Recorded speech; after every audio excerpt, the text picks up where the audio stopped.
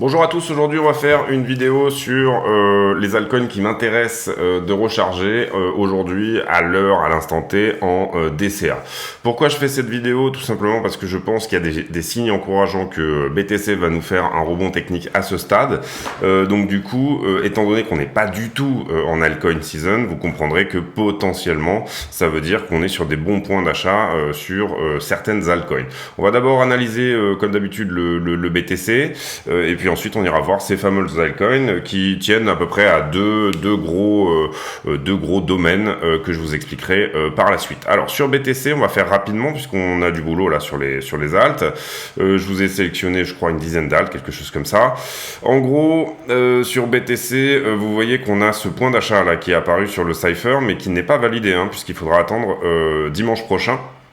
Si ce point reste dimanche prochain, à ce moment-là, on aura une confirmation que on a un point d'achat sur Cypher en weekly, ce qui est relativement puissant pour pouvoir éventuellement placer des achats. Vous comprendrez ici que si vous aviez par exemple acheté ici la semaine suivante, donc à l'ouverture de la semaine suivante, puisque c'est ce que je viens de vous expliquer, il faut attendre, et j'ai fait un tuto sur le Cypher ici, n'hésitez pas à aller le voir, et que vous aviez vendu à la semaine qui suit, on va dire,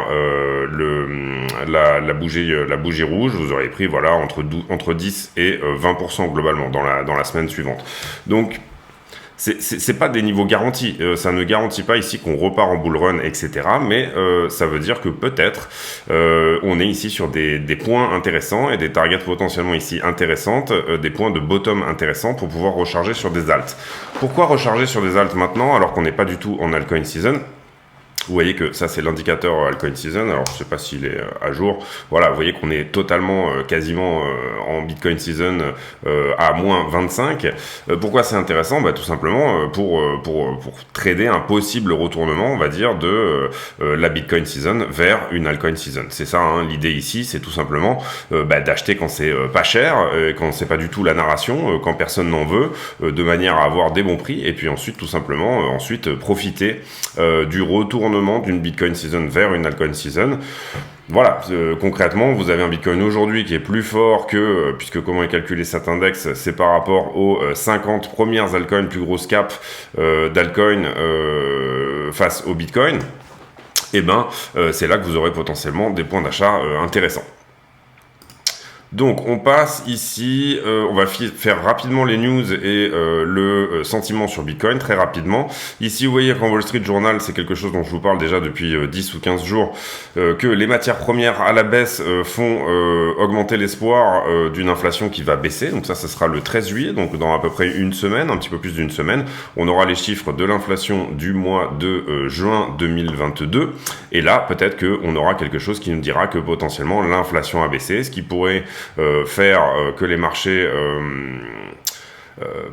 anticipent le fait que la Banque fédérale américaine augmente ses taux un peu moins vite que ce qu'il est en train de pricer là actuellement, ce qui pourrait faire ensuite par ricochet des choses plutôt bullish sur Bitcoin.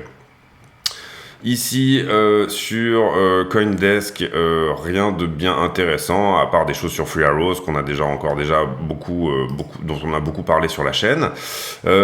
Ici un hack apparemment sur Bitcoin.com, un hack sur le Crema Finance et la banque centrale indienne qui FUD sur les cryptos en disant que c'est quelque chose qui est extrêmement risqué. En Russie, on essaye de attirer les mineurs mais si jamais ils peuvent miner donc des cryptos, si jamais elles sont vendues à l'extérieur, vous comprendrez que c'est très bon pour la balance extérieure du pays, on va dire. Si vous minez des bitcoins en Russie et que vous les vendez aux étrangers, c'est tout à fait à point pour augmenter votre balance extérieure, votre balance de import-export.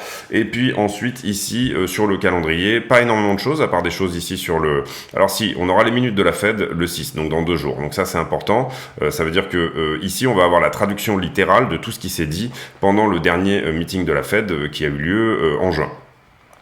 Donc ça pourrait éventuellement donner un petit coup sur la tête au marché. Donc si ça c'est vraiment quelque chose d'important. Donc ça c'est pour après-demain.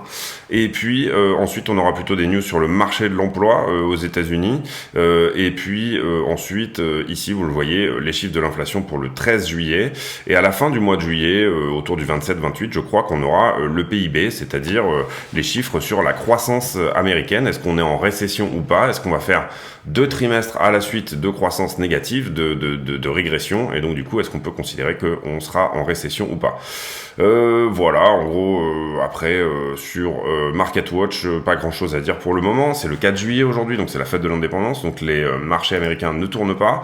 On va faire le sentiment maintenant avec le carnet d'ordre. Sur le carnet d'ordre, vous voyez qu'on a quand même pas mal de choses qui commencent à apparaître ici à la vente, et on se rapproche d'ordres d'achat assez conséquents. Pour le moment, vous voyez qu'on est plutôt en train de marquer un petit range là entre la borne des excusez-moi, la borne des 18, en gros 18 000 et 19 500 quoi, en gros. Donc voilà, sur les options, on a toujours le même max pain price pour le 8 autour de 20 000 $. Encore que j'ai pas refresh ici, donc c'est ce qu'on va faire. Hop. 20 000 $ pour le max pain price. Donc si vous comprenez pas ce que je dis, n'hésitez pas à aller voir le tuto Bitcoin qui manipule le prix, de manière à savoir un petit peu à quoi correspondent les options, enfin tout ce que je suis en train de vous montrer là.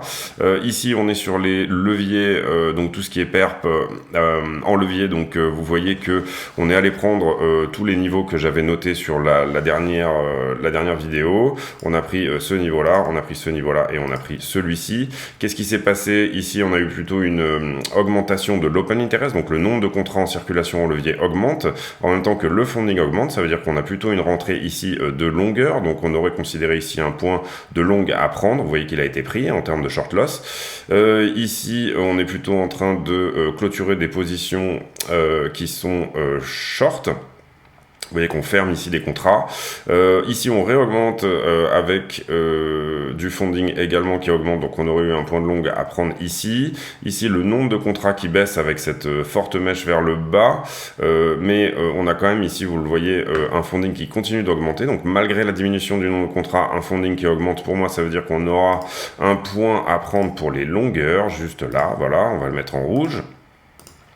Et puis ensuite, le nombre de contrats en circulation recontinue d'augmenter.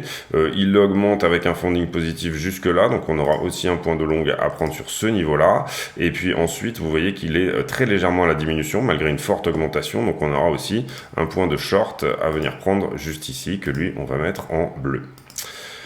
Ensuite, le nombre de contrats ici, vous voyez, est à l'augmentation. On a un funding qui augmente également, bien qu'il diminue au début.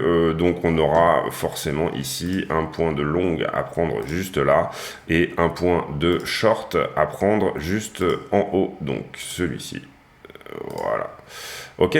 Donc ça c'était pour les leviers. On va maintenant aller voir sur iBlock Capital ce que ça peut nous dire en termes de position fraîche sur les 5 derniers jours. Vous voyez qu'on est à un delta où on a plus de monde au-dessus du prix. Donc peut-être un petit short squeeze pour venir chercher ici par exemple cette zone de densité que vous voyez là et qui se termine autour des 20 000 $. Donc revenir faire une touchette avec les 20 000 $ ici, pourquoi pas. Mais vous voyez qu'on a une grosse position qui s'est ouverte ici, 25 millions de dollars, avec un prix de liquidation globalement qui serait entre 18,5 et 19. Donc on pourrait toucher les 20 000 et ensuite se retourner pour venir chercher cette position. Tout dépendra de ce qui s'ouvre entre temps. Bien entendu, là vous comprenez que c'est quelque chose qui n'est pas figé. Donc du coup l'analyse doit se faire au jour le jour. Sur notre ami Kingfisher, vous voyez qu'il identifie plutôt des choses à venir prendre en dessous en termes de liquidité. En l'occurrence là, même un fort pic à venir prendre sous les 16 000 $. Donc ici, Kingfisher qui nous dit il nous faut une dernière capitulation avant de repartir potentiellement. C'est pas forcément le cas, vous comprendrez qu'ici, le fait d'avoir des...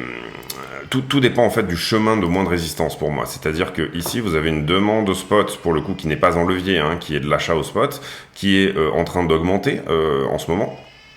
Alors c'est pas incroyable, si on reprend ici les niveaux de demande au spot sur l'année, vous voyez qu'on est plutôt à un endroit où on est plutôt en daily à la diminution de la demande au spot, d'accord? Mais à l'instant T et sur les mouvements qu'on fait actuellement, on est plutôt sur une demande au spot positive, donc ça c'est plutôt, ça nous indiquerait plutôt un chemin de moindre résistance qui serait plutôt pour aller cueillir un petit peu du short ici.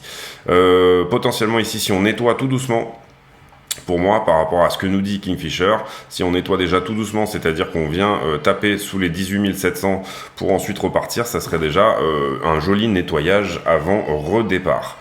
Notre ami la baleine numéro 3 qui a repris ici 200 BTC, alors c'est pas énorme mais vous voyez qu'il a été en forte accumulation sur ces derniers jours, donc lui croit plutôt qu'on est ici dans une situation de bottom, en tout cas temporaire. Et puis voilà, qu'est-ce qu'on a liquidé ces derniers temps? On a liquidé pas grand-chose ce week-end, 61 millions, donc c'est vraiment pas grand-chose. La plupart sur BTC, 21 millions, 16 millions sur Ethereum, et vous voyez que principalement on a liquidé des shorters ici, sauf sur FTX où on a liquidé des longueurs. Mais principalement sur les dernières 24 heures, on a liquidé beaucoup de shorters. Mais vous voyez que les chiffres sont vraiment très amenuisés. Tout simplement parce que on est en week-end et que c'est la fête de l'indépendance, donc les marchés ne tournent pas aujourd'hui, donc on va avoir assez peu de choses probablement, si ce n'est des petits mouvements de market making comme ça où on vient chercher les leviers. Allez, on passe sur les altcoins ici que je voudrais vous présenter.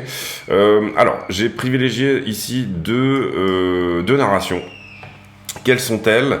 D'abord, c'est les DEX, pour moi, les échanges décentralisés. Pourquoi? Tout simplement parce que sur ce dip, on a eu énormément de FUD sur les exchanges, ne pas laisser vos bitcoins sur des exchanges, etc. Et donc, je pense qu'en prévision de tout ce qui est narration autour du Web3, etc., décentralisation tout simplement du web, on aura des jolies choses qui vont apparaître au niveau des échanges décentralisés pour cette... Même ce bear market, même si on était dans un moment où Bitcoin va latéraliser pendant 5-6 mois, si c'est encore le cas, si on repart même pas sur un énorme rebond, on aura potentiellement ici un DEX summer, c'est-à-dire un moment où les gens privilégient les investissements sur des échanges décentralisés plus que centralisés, plus que des grosses plateformes. Donc j'ai du coup intégré ici cette narration qui pour moi sera peut-être une des narrations suivantes. Ça fait un moment qu'on commence à voir des choses intéressantes sur les DEX et je pense que ça va se mettre en forme autour de la narration actuelle qui est faites attention aux plateformes centralisées tout simplement. Et on aura pas mal de choses sur la DeFi, et ici c'est très important de le comprendre. Je ne parle pas de CeFi, c'est-à-dire je ne parle pas de tous ceux qui sont liquidés, etc. Mais je parle de DeFi, c'est-à-dire que dans ce domaine-là, vous êtes dans le décentralisé, donc du coup, vos coins restent à vous. Et donc du coup, vous n'êtes pas du tout en train de donner dans la CeFi, la centralisée, vos coins à une plateforme qui elle-même les place. Là, vous les placez vous-même, vous générez vous-même vos pools de liquidités, etc. Donc pour moi, la narration, elle est totalement différente et je pense que la DeFi pure peut éventuellement tirer son épingle du jeu ici de ces liquidations qu'on a eues pendant cet épisode de capitulation, en tout cas la dernière capitulation qu'on a eue. Donc on commence par le dodo. Pourquoi j'aime bien le dodo? Vous voyez que je recharge du dodo déjà depuis même les 1,47$, hein, donc je suis vraiment bien en perte là ici depuis sur dodo, mais vous comprenez que ça correspond à des petites fractions de capital que j'insère à chaque fois pour lisser mon prix d'achat vers le bas. Je viens de racheter du dodo ici à l'instant T parce que je trouve qu'en termes de momentum, il donne des jolies choses. Notamment si on va voir en weekly par exemple. En weekly, vous avez cette superbe divergence ici sur le market cipher. Point d'achat en weekly, donc ça c'est assez puissant. Ici, vous voyez que vous avez eu un mouvement de MACD très fort baissier. On a fait un premier mouvement finalement d'achat hein, ici, et on est en train de potentiellement ici repartir sur une vague haussière. Ça ne fait pas augmenter le prix, mais ça sous-entend qu'on a une accumulation en soum-soum. Vous voyez que l'OBV en weekly n'est pas très joli. En revanche, si vous le regardez en daily, vous voyez que on a eu ici une forte augmentation de l'OBV, et ça, moi, ça me plaît bien, c'est-à-dire que ce projet est accumulé. Voilà. Vous voyez ici d'ailleurs des très forts niveaux de volume d'achat. Hop, je ne sais pas si vous les voyez là bien, mais en gros, vous avez des très forts niveaux d'achat ici, et ça fait d'ailleurs pumper le prix, donc forte accumulation. Pourquoi le dodo m'intéresse aussi? Parce qu'il y a pas mal de fonds d'investissement dessus. Attention, on a Free Arrows qui est en phase d'être liquidé, donc il va peut-être y avoir un sell-off ici sur le dodo, mais moi, personnellement, je passe outre cette narration. Alors, je vous engage ici, et ça serait vraiment... on va pas faire tous les fondamentaux de tous les assets, etc. Mais bien entendu, il est très important que si vous commencez à vous intéresser à des assets comme cela, que vous alliez voir si le DEX vous plaît, que vous alliez voir les fondamentaux, combien ils ont de gens sur Twitter, est-ce que ça tweet beaucoup, par exemple, est-ce qu'il y a vraiment beaucoup de développement sur le GitHub, etc. Enfin voilà, d'aller voir un petit peu quelle est la TVL, donc la TVL, pardon, sur DeFi Llama, quelle est la total value locked, et vous voyez que le dodo ici, on est sur un DEX, donc du coup on va pas avoir grand chose ici en TVL, mais par contre, vous pouvez ici vraiment aller pousser vos investissements beaucoup plus loin que ce que je vais juste vous montrer là. Ici on va juste faire le technique. Est-ce que dodo est sur support? Pour le moment, là, moi sur la charte que j'ai, en tout cas, j'ai pas l'info. Il faudrait, je pense, aller voir la charte éventuellement sur Uniswap avant que dodo soit listé, à quel prix il était échangé sur Uniswap. Mais je trouve qu'ici on a un joli plat qui est en train de se former, donc du coup moi je suis rentré ici sur ce plat là. En daily on cumule des divergences haussières. Vous voyez qu'ici, on avait des mouvements de vente de plus en plus forts et qui finalement ont commencé à se calmer. On a eu un premier mouvement d'achat là. Globalement, on est sur une contraction ici du momentum. À voir ce que va nous donner ici ce mouvement d'achat. Si jamais on repart là et qu'on reste bullish et qu'on repart fort, en tout cas, je trouve qu'en weekly, le momentum est très joli. Et je trouve que en daily, il semble nous dire qu'on pourrait repartir vers le haut. On pourrait. Divergence haussière ici aussi. Vous voyez que le prix diminue, mais le RSI augmente. On avait déjà eu ça sur ce point-là, je crois. Hop, à vérifier. Non, autant pour moi. Non, autant pour moi. Là, on n'est pas sur divergence haussière en daily, en weekly. Bon, voilà. Vous voyez, en tout cas, techniquement, je trouve que c'est un projet qui semble être accumulé. Et ça, moi, ça m'intéresse pas mal. Ensuite, le Curve. Alors, Curve, c'est pareil, ce sont des poules de liquidité où vous pouvez échanger. C'est pas quelque chose. Il y a eu en ce moment, je trouve, beaucoup de moments où on dit attention sur Curve, c'est pas ça, etc. C'est pas la faute de Curve. Hein. Curve, c'est tout simplement quelque chose sur lequel théoriquement on n'intervient pas. Divergence haussière ici, ici en weekly, point d'achat également qui s'est matérialisé la semaine dernière, OBV plutôt joli. Vous voyez que sur le weekly, on est sur une divergence haussière aussi, c'est-à-dire que ce mouvement de vente-là était plus fort que celui-ci, hein, malgré une grosse action sur le prix, vous le comprenez. En RSI, en weekly, on n'a rien au-dessus ni au-dessous du prix qui pourrait nous dire on va repartir, ou en tout cas qu'on est sur de la grosse divergence non plus. En daily, par contre, pas mal de points d'achat ici, vous le voyez sur le Cypher. Quelque chose que j'aime bien, moi, c'est que sur le Cypher, vous voyez que le money flow, donc j'ai fait un tuto sur le Cypher, n'hésitez pas à aller le voir, mais le money flow est en train de repartir ici à la hausse, si tant est qu'on n'ait pas d'autres mouvements derrière, bien sûr. Est-ce que c'est le point d'achat ultime? Je pense pas. Vous voyez que le stochastique ici est assez haut, donc on pourra ici se dire que sur Curve, attendre, soit investir maintenant, effectivement, et se dire, bon, ça va partir fort, parce que là, vous avez ce W là qui est en train de se former, soit tout simplement attendre un retracement pour rentrer sur le volume profile. Vous voyez que Curve est complètement sur support ici. Sur le volume profile, vous voyez qu'on est vraiment sur les zones où il y a eu déjà beaucoup de business. Donc on a pour moi là ici un refus de réintégrer toute cette zone-là où on a été quand même pas mal accumulé. Et potentiellement ici pas mal d'achats qui se positionnent.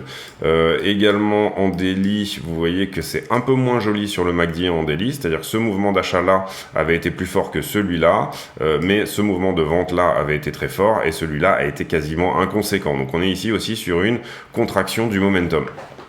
À voir sur Curve, peut-être pas le point d'achat ultime pour le moment, mais en tout cas des choses intéressantes. Ensuite, on est sur Uniswap, que moi j'affectionne beaucoup parce qu'il est tout simplement leader au niveau des DEX et que je trouve qu'il est sous-évalué par rapport à ce qu'il a en termes de rentabilité possible. Vous voyez ici un joli W qui s'est créé en daily. Vous voyez aussi que les mouvements de vente sont de moins en moins forts et les mouvements d'achat commencent à être de plus en plus forts, donc quelque chose à voir là. Divergence haussière aussi sur le Cypher. Cypher, OBV qui est plutôt joli, c'est-à-dire malgré une très forte baisse de prix, on reste quand même accumulé. Divergence haussière, ici vous le voyez, donc on a le prix qui diminue et le RSI qui augmente, tout ça c'est en daily. En weekly, on a eu aussi une divergence. Alors c'est pareil, hein, n'hésitez pas à aller voir ici les fondamentaux du projet, etc. Toutes ces choses-là avant de rentrer dessus. Hein. Je vous montre là que du technique, d'accord. Ici en weekly sur Uni, alors pas de divergence en weekly, mais bon c'est assez rare. Hein. Par contre ici vous le voyez, gros mouvement de vente là. Je vais vous matérialiser le prix à côté, comme ça vous comprenez bien l'histoire. Gros mouvement de vente et derrière tout petit mouvement de vente. C'est-à-dire que le principal de la vente, on peut le penser, a eu lieu là. Ce mouvement d'achat là était moins fort que celui-ci. Vous voyez qu'on est en plein mouvement d'achat ici. Là, on a croisé bullish. On a croisé bullish ou très en bas. C'est-à-dire que là, la ligne de signal et tout ça est vraiment très en bas en termes de moyenne. Donc, niveau intéressant potentiellement d'achat. Vous voyez que ce croisement a vraiment mis du temps à se faire hein, en weekly. Et on a ces divergences. Là, on vous donnait un point de vente en daily. Et finalement, là, on vous donne un point d'achat autour du 20 juin, c'est-à-dire il y a désormais 2 semaines. Est-ce qu'on attendrait un retracement ici? Oui, je pense, parce que là, le stochastique est en train de monter. On attendra qu'il revienne faire un petit tour en bas. Par contre, sur le money flow, c'est intéressant. Le money flow, là, vous le voyez, on recommence à courber comme ceci. Donc, on peut imaginer une ligne qui est très propre ici. Pour l'instant, elle se fait très proprement sur le money flow, vous voyez. Et potentiellement, ici, attendre un point d'entrée aux 2 tiers. Quand le stochastique sera redescendu, on sera peut-être à un prix supérieur, mais on aura au moins une confirmation que c'est le bon point d'achat. Parce que là, vous pouvez monter et derrière retracer beaucoup plus fort. Est-ce qu'on est sur support quand on regarde l'action de prix tout simplement sur Uni, oui, plus ou moins, puisqu'on est dans cette zone là où il y a quand même eu du business. Vous voyez sur le profile, c'est pas trop mal. Il faudra ici aller voir sur d'autres exchanges, etc. Quelle est la tronche de l'OBV, enfin voilà, ne pas hésiter à pousser ici ces recherches un petit peu plus loin. Mais Uniswap, je trouve, point d'achat relativement intéressant aussi. Sur le DYDX. DYDX, on avait un point d'achat au 13 juin, donc légèrement plus early que ce qu'on a eu maintenant. Vous voyez que vous comprendrez ici qu'on a l'impression que c'est que quelques petites bougies, mais globalement c'est quand même des mouvements assez sympathiques. En gros pour le moment 63%. Ici, pour moi, c'est pareil, peut-être en weekly, attendre un tout petit peu que le stochastique se calme, encore qu'on est potentiellement ici sur un chouette point d'achat quand même. Vous voyez les divergences haussières ici qui s'accumulent sur le Cypher, en tout cas. Sur le Money Flow, on est à la fin d'un mouvement de vente, donc ça c'est intéressant. Vous voyez que le Money Flow est en train de remonter. Sur MACD, et là on n'est que en daily, hein, je vous montre que des choses qui sont potentiellement pour de l'investissement à long terme. On a croisé bullish ici. Mouvement d'achat par contre qui n'arrive pas à faire l'équivalent de son précédent, donc ça me gêne un petit peu. Par contre mouvement de vente insignifiant ici, vous le voyez par rapport à celui-ci qui avait été très fort, et les mouvements de vente ici, vous voyez qu'on a une tendance ici à être de moins en moins fort. Est-ce qu'on a tendance à être de moins en moins fort sur l'achat aussi? Oui, donc on est plutôt sur une contraction de momentum ici, et donc du coup c'est pas forcément le point d'achat ultime. Vous voyez qu'on est déjà à 50 de RSI ici, on attendra aussi un retracement. Par contre je pense niveau intéressant d'achat pour ce token.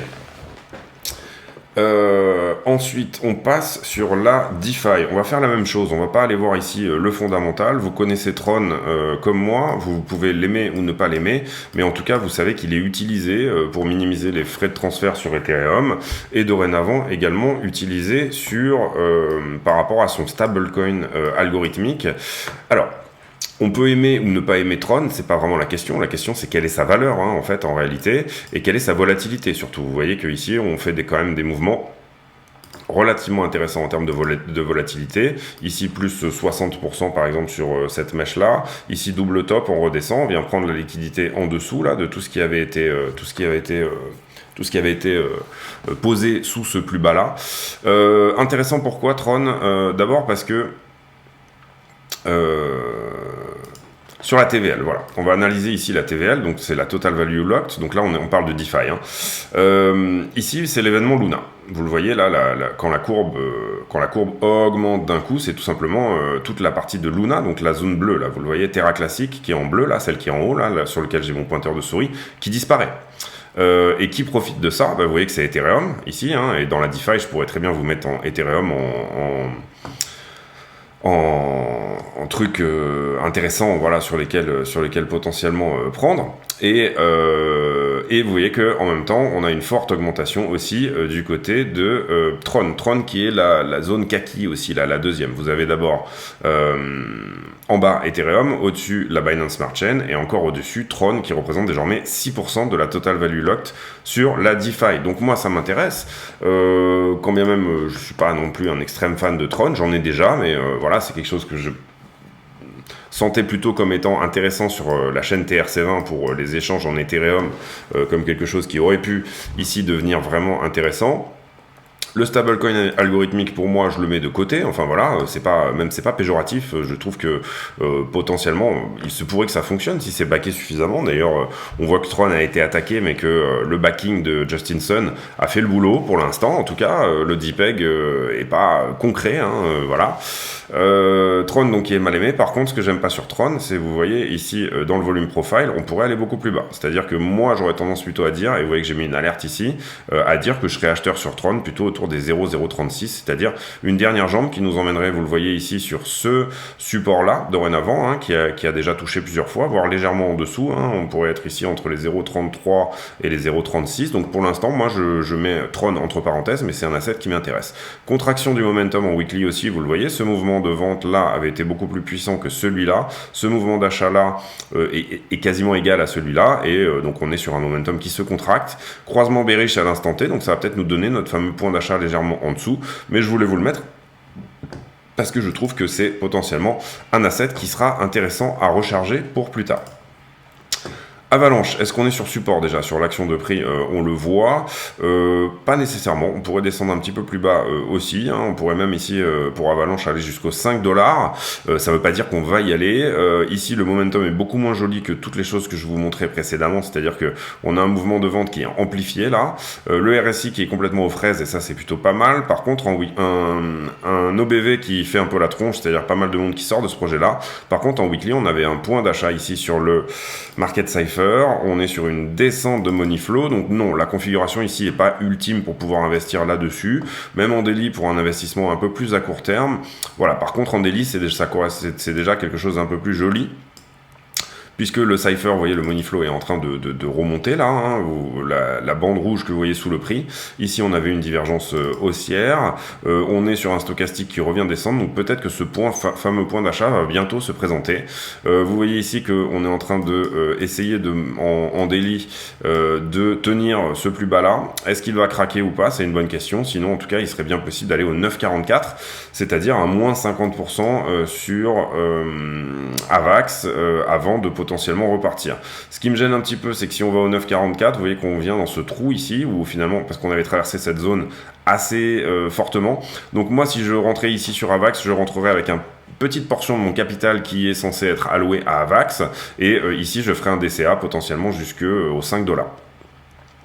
Donc voilà pour AVAX, beaucoup moins sexy je trouve que le reste. Ensuite on va regarder Theta. Theta ici, et vous comprenez ici que je fais pas de fondamental, c'est à vous d'aller le faire, c'est pour le coup votre job, là on fait que du technique. Theta, contraction du momentum aussi, très forte, en daily en tout cas. Vous voyez ici money flow qui remonte, donc ça c'est plutôt encourageant. OBV qui est pas dégueulasse également, RSI qui est plutôt au croisement au milieu alors qu'on latéralise sur le prix, c'est-à-dire qu'on a un RSI qui monte et un prix qui latéralise voire descend, donc on a des divergences haussières ici qui vont peut-être se mettre en forme. Et en weekly, on avait un mouvement fort de vente, très faible mouvement d'achat, ici vous le voyez, et très faible mouvement de vente derrière. Donc en weekly, on est plutôt sur divergence haussière, sur divergence haussière, sur divergence haussière, c'est-à-dire que les mouvements de vente sont de moins en moins accentués. Vous le voyez ici, on a de moins en moins de vendeurs sur ce projet, tout simplement parce que les gens considèrent qu'il a une certaine valeur. Donc Theta, intéressant aussi, je trouve, potentiellement, on va dire, en weekly, attendre un tout petit peu, peut-être que le money flow ici se retourne, qu'on latéralise un petit peu dans cette zone et qu'on marque vraiment un support. Pour moi, le support ultime, il sera ici au 0,86 $. On va mettre une alerte d'ailleurs, c'est-à-dire encore à moins 40% avant d'avoir le point d'achat ultime. Peut-être en DCA, c'est-à-dire rentrer un petit peu maintenant et rentrer ensuite au moins 40%, une autre partie de votre capital. Phantom, et ici vous comprenez qu'on parle de 1% de capital à chaque fois que vous rentrez, etc. Enfin, c'est vraiment des sommes qui peuvent rester dérisoires, mais qui à terme peuvent vous donner des jolis résultats, ne serait-ce qu'avec 2% de votre capital. Ensuite, on est ici sur Phantom que moi j'aime beaucoup. Je trouve que Phantom est sur support. Malheureusement, on a perdu ici, je sais plus comment il s'appelle, mais un des principaux développeurs, je crois que c'est Crogneux. Un des principaux développeurs de Phantom, ça a créé des FUD, etc. On a eu aussi pas mal de choses, mais vous voyez ici que ce mouvement de vente se ralentit. Le prix relativement intéressant, je trouve, 0,25 sur Phantom. Si on va voir la TVL qui est bloquée sur Phantom, vous comprendrez qu'il est 8e en TVL, moins 40%, donc il a accusé une forte baisse. Si on regarde sur les bandes ici, Phantom, il est en marron. Donc c'est la bande marron que vous voyez, Donc à des moments, vous voyez que Phantom a eu des énormes. Donc on regarde la bande marron là, a vraiment eu des jolies augmentations. Et là, il est quand même en souffrance relativement par rapport à sa total value locked sur sa blockchain. Est-ce que Phantom est prometteur, ou alors est-ce que ici il va petit à petit aller aux oubliettes? Je sais qu'il y a beaucoup d'utilisateurs sur Phantom, sincèrement. Je sais qu'il y a beaucoup de gens de la DeFi qui apprécient beaucoup ce protocole, connaissant moi-même des gens qui sont vraiment spécialisés DeFi, et c'est pas mon cas. Ici, on attendra peut-être de croiser bullish, ou on attendra vraiment peut-être une structure, parce que là pour l'instant on n'en a pas. En daily, on n'en a pas non plus, donc on attendra peut-être ici pour pratiquer un premier acte de DCA, potentiellement ici attendre de rentrer pour Phantom. Sur Matic que moi j'ai vraiment extrêmement bien distribué sur le dernier bull run. Et est-ce que là on est sur un point de recharge ultime sur Matic? Alors ici oui, je trouve que c'est joli en termes en daily là, parce qu'on a effectivement des mouvements de vente de moins en moins forts et des mouvements d'achat de plus en plus forts. On n'a pas encore la structure, on attendra peut-être la structure ici, quitte à rentrer plus tard. Vous voyez que j'ai déjà mis une alerte là ici au repassement de toute cette zone. Est-ce qu'on est sur support sur Matic? On peut dire que oui, puisqu'on est vraiment sur cette zone où il y avait déjà eu pas mal d'accumulation là ici, vous le voyez d'ailleurs, on voit vraiment l'accumulation là. Sur le volume profile, on a encore de l'espace en dessous, c'est-à-dire qu'on pourrait aller en bas de cette zone, c'est-à-dire au 0,24, donc divisé par 2 à partir de là. Donc relativement sur Matic, est-ce qu'on est encore dans un schéma de distribution en gros, ou est-ce qu'on est dans un schéma d'accumulation? Moi personnellement, j'ai arrêté de distribuer sur Matic et je suis plutôt ici à la réaccumulation. Même si je dois voir le prix de Matic se diviser par 2 à l'instant T, pour moi ça n'est pas trop un problème. Ici on est passé en weekly, vous voyez qu'on avait eu un point d'achat weekly sur le Cypher au 30 mai, donc il y a déjà un moment de ça, et le money flow ici qui est toujours en train de sortir pour le moment en weekly. Ici vous voyez bien aussi que en weekly on a un mouvement qui est de moins en moins fort à la vente, et que désormais on est passé sur des bougies pâles ici, donc ça veut dire que le mouvement se calme. On n'a pas encore eu de croisement bullish entre la ligne de signal et la ligne de moyenne, si vous voulez. Pas de divergence en weekly, en tout cas à voir sur le prix. Est-ce qu'on a des divergences en daily? Oui, ici on a une augmentation du RSI alors que le prix baisse, donc ça tendrait à nous dire qu'on va peut-être latéraliser pendant un moment, c'est-à-dire que Matic va se calmer dans cette zone dorénavant pour soit casser en bas, soit casser en haut. Divergence haussière ici en daily, relativement intéressant, peut-être un point où il pourrait être intéressant de recharger du Matic. Pour le moment, moi j'attends encore un petit peu, mais pourquoi pas. Solana, on a beau l'aimer ou ne pas l'aimer, parce que Solana il accumule les pannes, etc. et que c'est quelque chose que personne n'aime, parce que personne n'en veut, parce que tout le monde dit que c'est pas génial. Bah oui, mais c'est justement dans ces moments-là où les fonds réaccumulent. Il y a énormément de fonds d'investissement ici sur Solana. Solana a failli croiser bearish ici, donc vous voyez que le point d'achat non plus n'est pas ultime ici. Mais on a des choses intéressantes, vous voyez toutes ces divergences ici, un money flow qui repart doucement vers le haut, un prix d'achat de 33$ que moi je trouve relativement intéressant pour se positionner à l'achat, une divergence haussière ici en daily, vous le voyez, le RSI qui monte et le prix qui baisse, donc intéressant. En weekly, on a eu notre point d'achat au 13 juin. voyez aussi qu'en weekly, ce mouvement-là de sell-off total a été beaucoup plus puissant que celui-ci, hein, même si l'action de prix ne s'en ressent pas forcément, c'est vraiment quelque chose qui est visible sur MACD. Par contre, il me manque moi ici là, cette petite divergence sur... là ici on a une divergence haussière, hein, vous le voyez, le prix diminue, mais le MACD augmente. Il me manquerait potentiellement ici une petite divergence en weekly sur le Cypher également. Néanmoins, très bon point d'achat, je pense, sur Matic. Vous voyez, ça se voit sur la charte qu'on est ici potentiellement sur un point de support. Si jamais on devait rentrer en dessous sur Matic, c'est-à-dire quel serait le point d'achat ultime ici, pour moi, on serait autour des 18. Donc c'est pour ça que vous comprenez que vous rentrez, vous le voyez là sur le volume profile. C'est pour ça qu'on rentre sur avec des fractions du capital et on ne fait pas all-in. C'est pour ça qu'on rentre et on est prêt à voir une partie de son investissement faire diviser par 2. C'est pas grave. Par contre, si on est dans le bon scénario tout de suite, et ben là, on repart assez fortement. Idem, ce que je dirais, bon, peut-être pas sur Solana, mais sur les plus petites caps, surtout pas hésiter à sortir son investissement une fois que vous avez fait un x2. C'est-à-dire un plus 100% sur votre asset. Ensuite, ici, on est sur Waves. Waves, on va passer en weekly d'abord pour analyser Waves. Hop. Waves, on est plutôt sur du sell-off qui est plus fort que le précédent, mais vous voyez que le mouvement d'achat ici a été très violent. Donc là, il y a eu une forte accumulation ici à l'achat. Ici aussi, forte accumulation à l'achat, mais il y a eu une force vendeuse en face qui a fait que ça n'a pas eu un énorme, vous voyez la bougie de volume verte ici, un énorme impact sur le prix. L'OBV est très joli également. On a un point d'achat en weekly, donc ça pourrait vouloir dire que c'est bon, ce mouvement est fini. Par contre, le money flow n'est pas à l'augmentation. Donc on prend un petit risque ici. On prend un deuxième risque qui est celui de dire, regarde, ce mouvement de vente a été plus fort que le précédent. Donc suite à ce pump and dump là ici, on pourrait l'imaginer comme ça, c'est-à-dire que ici on a quelqu'un qui a juste fait pumper à mort le prix de 701%. Vous voyez qu'en 1, 2, 3, 4, en 2 mois, et en 2 mois, on a eu ici la cause, c'est-à-dire le prix monte, le rallye, et puis ensuite la distribution inverse. Est-ce que ça se voit vraiment sur l'OBV? Je trouve pas tellement. Enfin, on a eu une distribution quand même, mais elle n'est pas non plus incroyable. Peut-être qu'on attendra un peu plus de structure ici, parce qu'il y a eu une très grosse distribution, là on le voit, hein, sur cette baisse de prix-là. Donc peut-être que c'est quelque chose qui est un peu plus hasardeux, c'est-à-dire que c'est peut-être quelque chose qui va latéraliser pendant longtemps, être accumulé pendant très longtemps, puisqu'on a eu cette phase ici de pump and dump, donc de distribution par les gros. Donc à voir vraiment, mais Waves intéressant aussi, je trouve. E-Gold, que moi j'aime beaucoup, j'en ai beaucoup accumulé sur ce bull run, et très peu vendu un petit peu, mais très peu. Ici, e-gold, concrètement, qu'est-ce qui se passe? Vous voyez que tout ce mouvement-là, en gros, de descente, on regarde en weekly, là, on a eu ce point d'achat en weekly sur le Cypher également, hein, c'est le cas sur beaucoup d'alt. Vous voyez qu'on n'en a pas eu beaucoup, en tout cas, on en a 1, 2, 3, 4, 5, 6, en gros, sur toute la totalité des 2 dernières années, en gros. Ici, on avait eu... un point d'achat, puis point de vente, puis point d'achat à nouveau. Bon, là, vous voyez qu'on a eu cette jolie jambe. On aurait vendu par là, vous voyez, au point d'achat suivant, on aurait racheté ici, on aurait revendu par là, on aurait racheté ici, etc. Juste en se basant sur les pastilles du Cypher ici.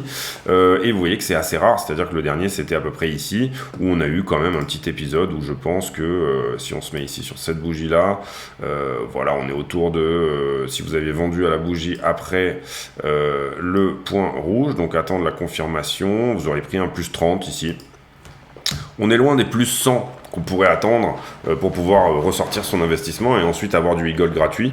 Mais en tout cas, voilà, potentiel ici plat. Vous voyez que sur pour moi, sur le volume profile, on pourrait ici descendre jusqu'à 36, que ça serait pas déconnant sur e-gold.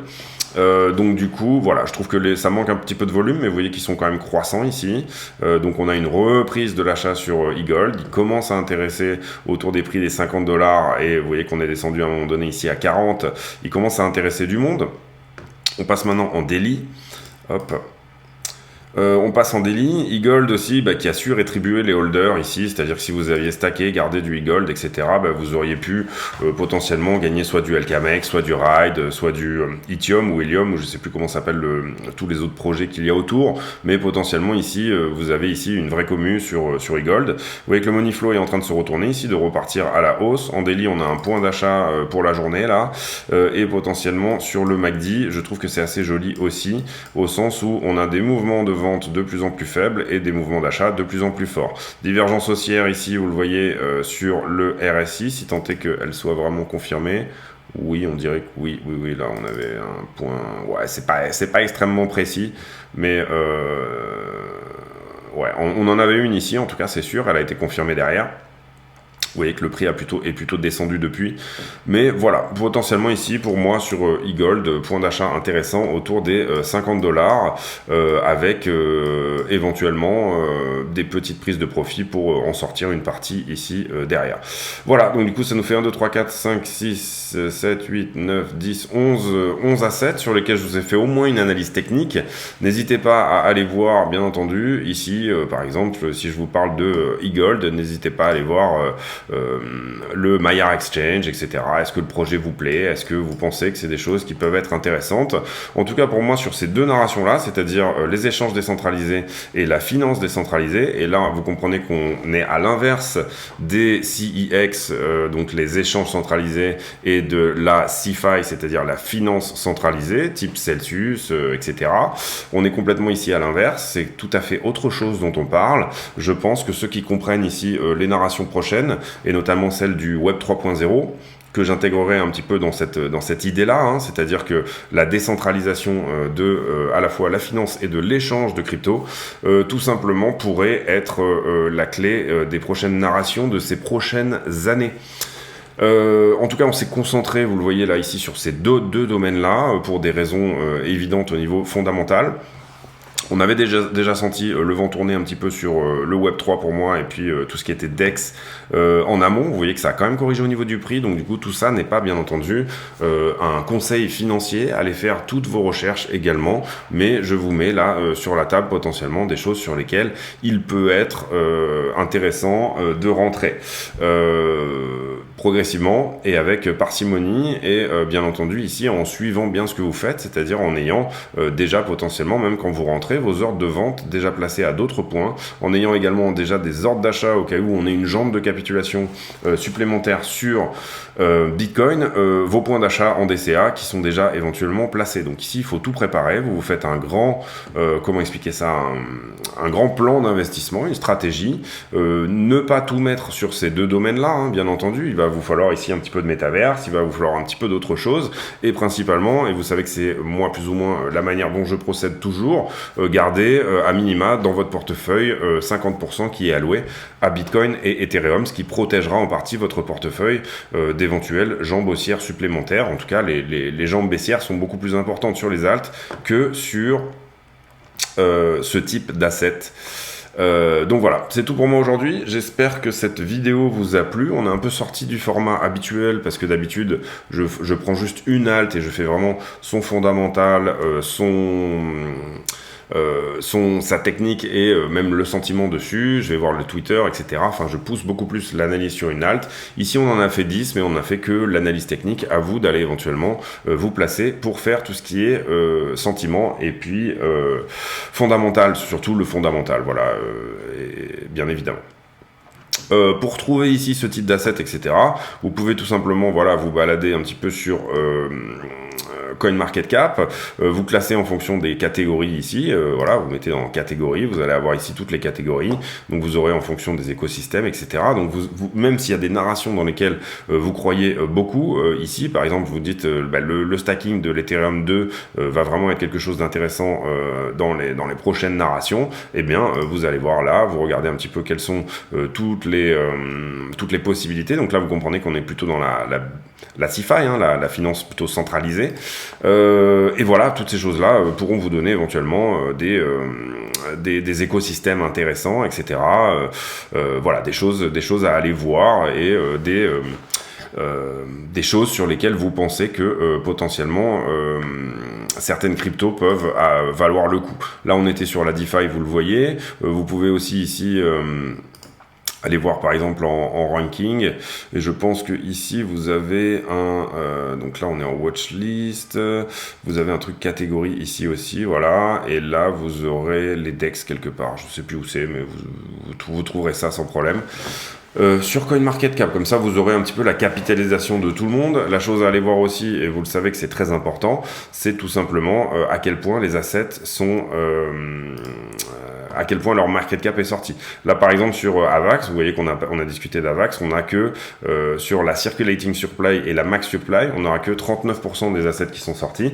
Ça veut dire que Avalanche va être ici inflationniste. Même chose sur Link. Uniswap, vous voyez qu'on en a sorti 73%, donc c'est intéressant. Ne surtout pas ici hésiter à aller voir ces assets, c'est l'inflation prévue sur les assets qui est quand même une donnée ici importante. Surtout pour moi en bear market comme c'est le cas actuellement. Voilà, donc on va reprendre petit à petit les alts tranquillement parce que je pense que on les avait mises de côté tout simplement parce que pour moi c'était plus intéressant ici de regarder tout ce que faisait Bitcoin tous les jours, et je pense que sur les alts on commence à toucher ici à des points vraiment intéressants pour commencer à DCA et à re-rentrer tranquillement sur ce marché en fonction de ce qui va pouvoir sortir ici.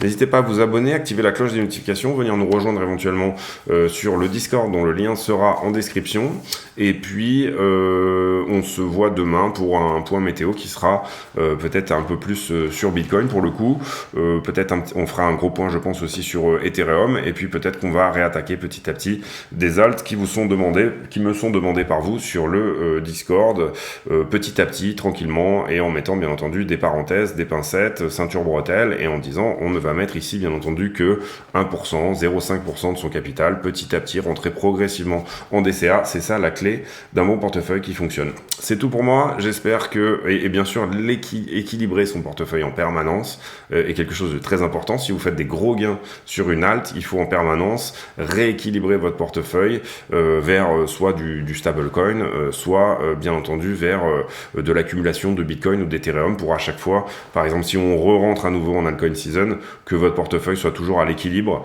en fonction de ce sur quoi vous voulez être. C'est ça qui va vous permettre d'avoir la discipline de ne pas réinvestir vos gains en permanence, ce qui en fait vous expose trop. C'est tout pour moi aujourd'hui, j'espère que cette vidéo vous a plu. Pour ceux qui sont restés jusqu'à la fin, c'était une vidéo assez longue, mais j'en conviens, mais je pense qu'il a pu intéresser un petit peu du monde. Eh bien, la question du jour sera...